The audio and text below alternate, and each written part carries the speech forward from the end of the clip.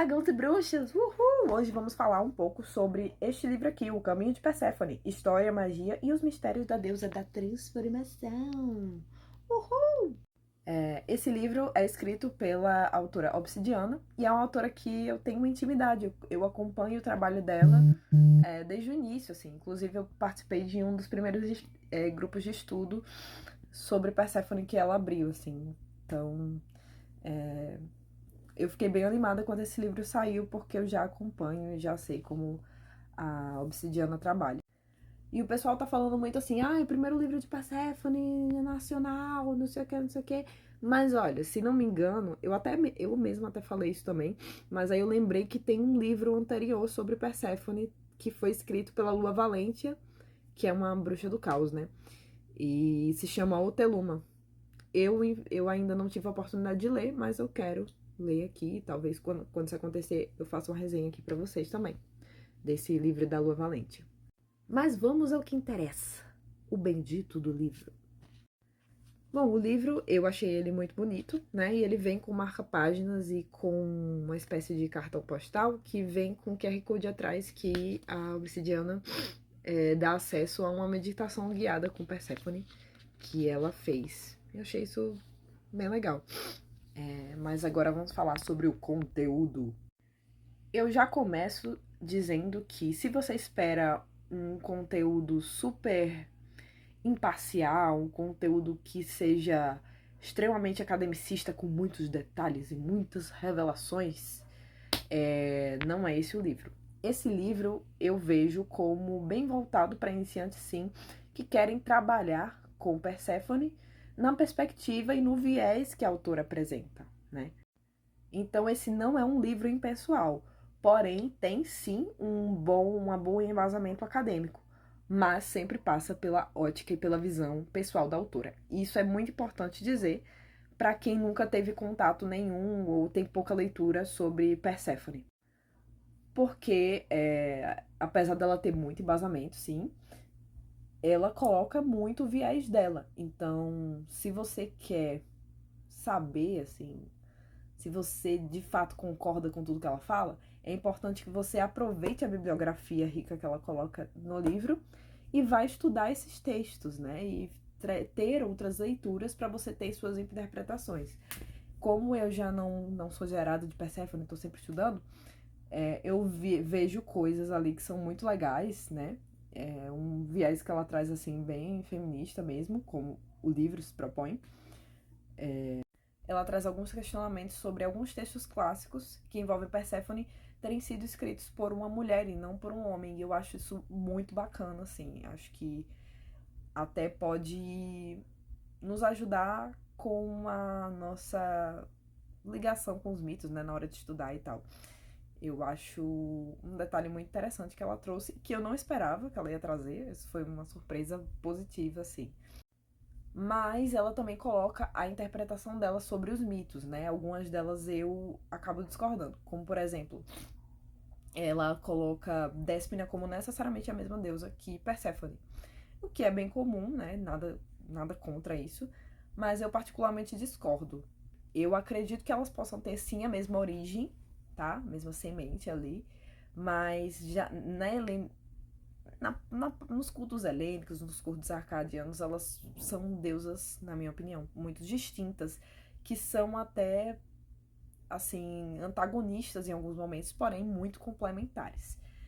E eu prefiro trabalhar nessa perspectiva.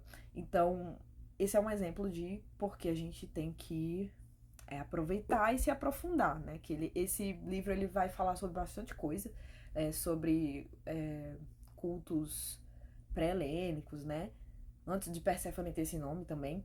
E os cultos, um pouco dos cultos órficos, dos mistérios de deuses, um pouco de Locre, várias localidades ali. E dá um amparado bem geral, que é legal para você se expor a bastante coisa para você mesmo se aprofundar depois. Até que no final do livro tem ela faz uma listagem de epítetos, que era uma coisa que eu esperava que tivesse, eu achei bem, estava torcendo para que tivesse. E aí ela fala sobre a importância de estudar sobre cada um dos epítetos antes de invocá-los. E eu acho isso muito importante, achei isso muito positivo. mas ela não vai, tipo, super elaborar cada um desses epítetos, ela só vai falar sobre a importância de estudá-los. Até porque esse livro não é muito grande, gente, então não dá para aprofundar tanto assim. Então, uma coisa mais geral mesmo. Era a proposta do livro, era tudo que eu esperava dele. E eu achei legal a parte das ervas e dos animais que ela trouxe. Achei bacana. E assim, tem umas pequenas coisinhas de interpretação que eu tenho opiniões um pouco diferentes. Como, por exemplo, do pai de Zagreus e Melusine. Confundir Zeus com Hades. E porque Hades às vezes é chamado de Zeus quitônico, né? E tem uma face meio que intercambiável com Zeus. Mas pra mim, nos mitos, e de acordo com os estudos que eu tenho, com as minhas referências, pra mim é claramente o Zeus mesmo, sabe? Só que em sua face quitônica. Mas é importante saber que, inclusive no orfismo, as divindades elas são muito intercambiáveis. Então tem esse aspecto super ambíguo, assim.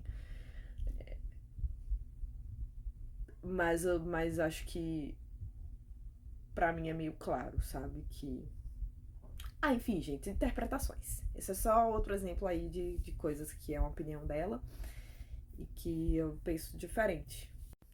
Agora vamos falar um pouquinho da parte de práticas, porque ela traz da metade pra frente do livro as práticas que ela tem com Perséfone. E é uma prática super voltada pra bruxaria. Sinceramente, eu não sei se esse livro vai agradar politeístas helênicos, assim, e helenistas, que são um pouco mais conservadores. Porque tem um viés realmente muito de bruxaria, da bruxaria herética que ela tanto fala, né? E é isto, gente. Eu acho que ela expõe práticas interessantes pra quem tá no meio da bruxaria. Bom, já tá ficando enorme essa review. E sim, eu gostei do livro por todos os motivos que eu já falei, porque eu já esperava que ele fosse exatamente como ele é. Então eu estou satisfeita. E pra quem não tem muita literatura sobre Perséfone, aproveita que ela coloca muita bibliografia bacana e vai se aprofundar sobre ela. Pra você ter um embasamento e uma comunhão e uma percepção própria, que eu acho extremamente importante que dentro do paganismo, da bruxaria, a gente tenha nossas próprias percepções, mas muito bem fundamentadas. Pra gente poder concordar, discordar de vários pontos de uma forma mais autônoma mesmo. Porque eu acho super importante que a gente tenha o nosso pensamento crítico e único, né? Dentro do nosso caminho. Então é isso, gente. Espero que tenham gostado desse review. Um cheiro